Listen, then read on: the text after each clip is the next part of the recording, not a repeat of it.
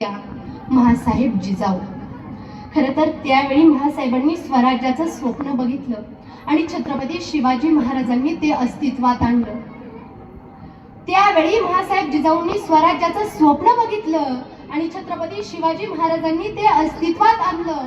अवघ्या 16व्या वर्षी माझ्या राजानं रायरेश्वराच्या मंदिरात स्वराज्याची शपथ घेतली आणि ज्या देवाच्या साक्षीनं आपण हे हिंदवी स्वराज्याचं पहिलं पाऊल टाकतोय, त्याच देवाचा ध्वज आपण यापुढेही वापरू आणि देवांचं राज्य उभं करू, असे छत्रपती शिवाजी महाराज म्हणले. म्हणून मी सांगते, हा भगवा आपल्याला दिसतोय, हा काही साधा सुद्धा भगवा नाहीये, हा काही दुबळा भगवा नाहीये. अरे या मराठी मातेचा उमाळा आहे हा भगवा. या मराठी मुलकाच्या स्वातंत्र्याची आस आहे भगवा. या मराठी मुलकाच्या पराक्रमाचा धाक, आया बहिणींची हाक आणि शेतकरी कष्टकऱ्यांचं नाक आहे हा भगवा. हा भगवा आमचा श्वास आहे, हा भगवा आमचा ध्यास आहे, हा भगवा आमची स्फूर्ती आहे, हा भगवा आमची प्रेरणा आहे.